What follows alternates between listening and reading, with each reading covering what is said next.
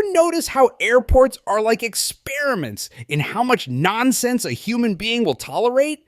First, they herd you into security. Take off your shoes, your belt. Next thing you know, they're asking for your dignity. Step through the scanner, sir. Sure, why not? Would you like my soul in a tray too? Then, once you're through, they funnel you into the food court where a bottle of water costs more than the flight. Hydration's $6, sir. Oh, great. I'm flying to New York on Spirit Airlines, where the seat is an add-on. But at least I've got overpriced water to sip on my knees. And boarding? That's its own circus. They call first class first, then Group A, Group B. If you're Group Z, forget it. They'll be taking off as you sprint to the runway. Air travel, where every trip feels like a hostage situation with snacks. You ever notice how the phrase common sense is the greatest lie we all believe? If it were common, we wouldn't need warning labels, right? But here we are. I bought a toaster last week. It came with a label. Do not use in the bathtub. Who is this for? Who's out there thinking, this toast would taste better sous vide? And speaking of baths, why do we call it multitasking when we do dumb things at the same time? I saw a guy jogging while smoking. Jogging and smoking. I wanted to stop him and say, hey buddy, pick a side, health or flavor. The kicker? He tripped, dropped the cigarette, and a warning label on the pack literally saved him. It said, smoking can be hazardous. Hazards? Oh, you mean like pavement, but sure, common sense. Next, they'll be labeling chairs. For sitting only, no rodeo tricks. You ever notice how doctors' offices are always running late, but if you're late, it's a federal crime? Your appointment was at 10 o'clock, sir. Yeah, and I've been sitting here since 9:45 staring at magazines so old, they're predicting Y2K. And they make you fill out paperwork every single time. Have you had any changes to your health? Yeah, I've aged. That's what happens when you keep me waiting. Then they take you to the little exam room. The doctor will be right in. Right in? Really? Because I'm sitting there so long, I'm starting to diagnose myself. Maybe it's my appendix, or maybe it's boredom. Hard to tell. When the doctor finally shows up, they spend 5 minutes with you, say, drink more water, and charge $300. For that price, I'd better get a personal hydration assistant who follows me around with a hose. You ever notice how every product now is eco-friendly? Everything's saving the planet, except us. I bought a pack of straws that said, made from recycled paper to protect the environment. Protect the environment? The thing's wrapped in 5 layers of plastic. What are we doing? Giving the earth a paper cut and a plastic bandage. And they guilt trip you into it. Use a reusable water bottle. Save the turtles. Okay, but what about the guy dumping oil into the ocean? My BPA-free bottle isn't exactly undoing Exxon Valdez, pal. Then there's the electric cars. Good for the planet. Sure, until you realize the battery was mined by a bulldozer in a rainforest, shipped on a diesel truck, and charged by a coal-powered plant. But hey, it's got a Leaf logo on the back, so we're good. Saving the planet? More like slapping a sticker on the mess and calling it progress. You ever notice how every new diet has a fancy name, but it's always just a new way to starve yourself? Keto, paleo, intermittent fasting. It's like they're running out of ways to say, just eat less, you maniac. I tried keto once. They said, you can eat all the bacon you want, but don't even look at a piece of bread. Really? I can eat a slab of lard wrapped in bacon and dipped in butter, but a cracker will kill me? Makes sense. And then there's intermittent fasting. That's not a diet. That's just skipping breakfast and pretending you're enlightened. They act like it's revolutionary. Oh, I only eat in an 8-hour window. Buddy, that's called being broke. Here's the truth. Every diet boils down to the same thing. Eat a little less and move a little more. But that's not sexy, so they slap a name on it and charge $19.99 for a book. You ever notice how every product is smart now? Smart TVs, smart watches, smart speakers, everything's smart except the people using them. Hey Alexa, what's the weather? Just look outside, genius. And smart devices aren't really smart, they're just nosy. I asked my smart speaker to play music and it said, "Before I do, would you like to hear about our new subscription service?" No, I wouldn't. Just play the song before I throw you in the dumb trash. Then there's the smart thermostat. Mine sends me updates. It's 72 degrees in your home. Thanks, thermostat. Without you, I might have used my skin to figure that out. And the worst? Smart cars. Self-driving cars will revolutionize travel. Yeah, until one of them updates mid-drive and crashes into a tree. Call me old-fashioned, but I trust a dumb car with a smart driver more than a smart car with a dumb driver. You ever notice how every time you walk into a store, there's a huge sign that says, "Sale, everything must go"? Really? Everything? So if I grab that shelf, it's mine? It's like they're daring you to buy something you don't need. Take it. Take it. It's all on sale. Yeah, but it's not a sale if I didn't want it in the first place. And don't even get me started on the clearance section. They'll have stuff marked down 75% and act like you're saving money. No, I'm not saving anything. I'm just buying things I'll never use. I walked out of a store once with a snow shovel in August. Then there's the limited time offer with the clock ticking down, pressuring you. You know what's a real limited time offer? My patience. You've got 30 seconds to check out or I'm walking away.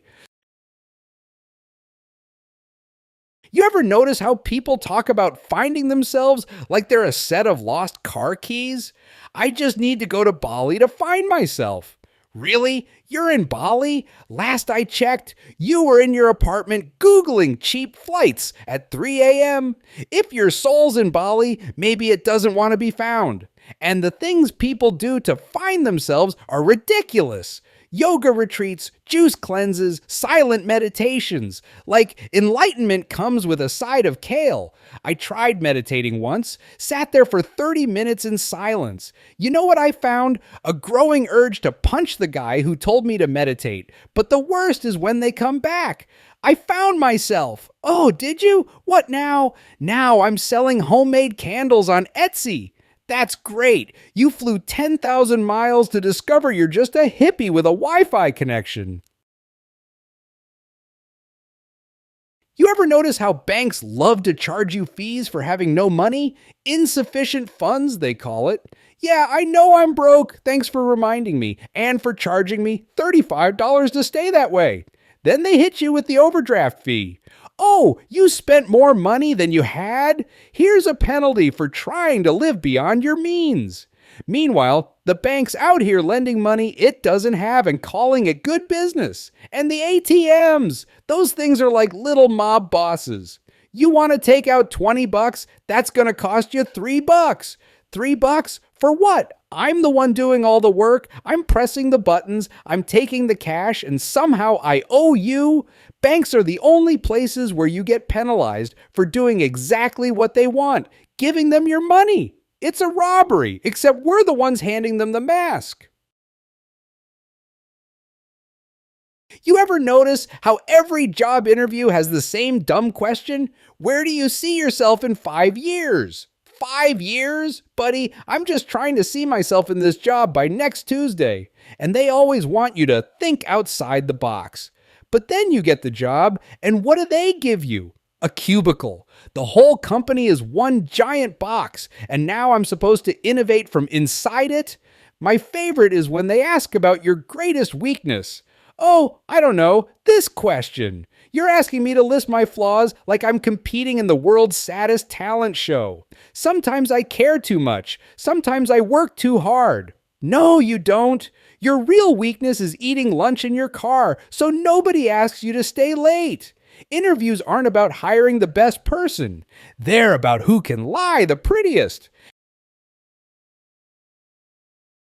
You ever notice how everyone's obsessed with life hacks now? Life hacks used to mean survival skills, starting a fire, finding water. Now it's, Here's how to fold your socks faster. Oh, thank God, my sock folding crisis is over, and it's never anything useful. Cut an onion without crying? Use a spoon. What am I supposed to do? Hold the spoon in my teeth and hope it scares the onion? Here's an idea. Just cry. You're chopping onions, not defusing a bomb. And these hacks are getting out of hand. I saw one that said, struggling with laundry? Freeze your jeans instead of washing them. Freeze them? What am I, cryogenically preserving denim for future generations? You know what's the ultimate life hack? Just do the thing. Fold the socks. Wash the jeans. Cry over the onion. The real hack is getting through life without needing a spoon to do it. You ever notice how every store is obsessed with loyalty programs now? Sign up today and earn points. Points? What am I, a video game character? I don't want points. I want my groceries to cost less than my rent. And they're always pushing the hard sell. Do you have our app? No, I don't. And I don't want another app. My phone's already packed with apps I don't use. I don't need Loyalty Club Plus sitting next to that time I tried to learn French. But the kicker? They make you feel like an idiot for saying no. But sir, you'll miss out on the rewards. Rewards? You mean the $5 I might save after spending $5,000? Oh no, how will I live without my free half a bagel coupon? Loyalty programs? Just a fancy way to charge you full price and make you say thank you. You ever notice how every commercial now says, made with real ingredients? Oh good, I was worried my peanut butter was made of imaginary ones. Who's buying fake bread? Oh, this loaf is 100% theoretical. Great for my conceptual toast. And they always brag about what they don't have. No artificial flavors, no preservatives, no gluten. No gluten? That's fine for people who can't have it, but why are the rest of us treating gluten like it owes us money? Bread without gluten is just a sad pancake. And no preservatives? Yeah, sounds nice until your food goes bad 20 seconds after you buy it. I bought some all-natural fruit once. 3 hours later, it had its own ecosystem. Flies, mold, a little community. I think it started voting. Real ingredients? Great. Now make food that doesn't require a time machine to eat before it rots. You ever notice how people love to say, there's no such thing as a stupid question? Really? Spend 5 minutes on the internet and you'll reconsider that. Just last week, I saw someone ask, do fish get thirsty? Yeah, sure. They're swimming around thinking, man, I could really go for a glass of water. And people love asking questions they already know the answer to. Hey, is it raining outside? No, I just took a shower in my clothes for fun. Or my favorite, are you sleeping? No, I'm lying here with my eyes closed, rehearsing for my funeral. Then there are the people who ask questions they don't actually care about. How are you? Oh, do you really want to know? Because if I unload, suddenly you've got to be somewhere else. Here's a question. Why do we keep asking dumb questions when nobody wants real answers? You ever notice how humans are obsessed with saving time, but we have no idea what to do with the time we save? Everything's instant now. Instant coffee, instant messaging, instant gratification. But then what? You just sit there scrolling TikTok for 3 hours and wonder where the time went. I bought one of those time-saving gadgets, a smart microwave. It cooks a full meal in 90 seconds. Great! Except now I spend 20 minutes arguing with it. I said reheat, not incinerate. The microwave's so smart it talks back. User error, try again. I'm losing a battle with an appliance. And people love those delivery apps. Save time. Sure, but now you're tracking the driver's every move. Why is he turning left? My house is right. The food's cold, your wallet's empty, and you've spent 30 minutes yelling at an animated map. Save time? No. Wasted life? Definitely. You ever notice how everyone's obsessed with the weather? What's the weather today? Is it going to rain? Should I bring an umbrella? Listen, it's either going to rain or it's not. Why are we treating this like a government conspiracy? And the weather apps? They're the worst. They say 40% chance of rain. What does that even mean? Are 40% of us getting wet? Should I stand next to the dry people and hope for the best? And don't get me started on the weathermen. They've got the easiest job in the world. Where else can you be wrong 90% of the time and still keep your job? Imagine a surgeon working like that. Oops, wrong leg. But hey, there's a 60% chance I'll get it right next time. Here's my forecast. 100% chance the weather will do whatever it wants. Plan accordingly. You ever notice how people always talk about self-care like it's some kind of magical ritual? Oh, I'm going to the spa for some self-care today. Really? You're going to sit in a hot tub for an hour while someone scrubs your feet and you call that care? What happened to just sitting on your couch, eating chips and pretending the world doesn't exist? Now that's self-care. And don't get me started on mindfulness. It's like you're supposed to meditate and be in the moment. Well, that's easy for a monk with no bills. I'm over here trying to pay my rent and also stay mindful. I'm mindful that I'm broke. That's my moment. The best part is when people talk about taking a digital detox. Yeah, because my problem is definitely the Wi-Fi. Meanwhile, I'm drowning in debt, and nobody's talking about a detox from that. You ever notice how self-checkout machines are the ultimate insult? Here, do all the work yourself, and we'll still make you pay full price. What a deal. And the machine always pretends to be helpful. Please place your item in the bagging area. Oh, you mean the bagging area I'm standing in? Thanks, Einstein. Then it throws a tantrum. Unexpected item in the bagging area. Yeah, it's called my hand. And if you keep this up, the next unexpected item will be my fist. And they don't just replace cashiers, they replace competence. Last week, I needed help, so I pressed the little assistance button. 5 minutes later, some guy stumbles over yawning and says, "Yeah, what's the problem?" I said, "The problem is I didn't know I'd be working here today. Do I get an employee discount or just a name tag?" He didn't laugh. Machines don't train for that, do they? You ever notice how humans invent stuff that creates more problems than it solves? Like smart technology. My friend got a smart fridge. It sends him notifications. You're out of milk. That's not smart. That's just a nosy refrigerator. Next thing you know, the fridge will be judging him. You ate 3 pints of ice cream last week. Maybe try a carrot, Tubby. And it's not just the fridge. He's got a smart doorbell, a smart thermostat, even a smart toilet. Yeah, it's connected to Wi-Fi. Sends him an alert. Congratulations, you're regular. But here's the kicker. He calls me last week and says all my devices stopped working. What do? I said, "Did you try turning them off and on again?" He says, "I would, but the smart light switch won't turn on, and I can't find the dumb flashlight." So much for smart living, huh? You ever notice how people love to say, "You can be anything you want"? Really? Anything?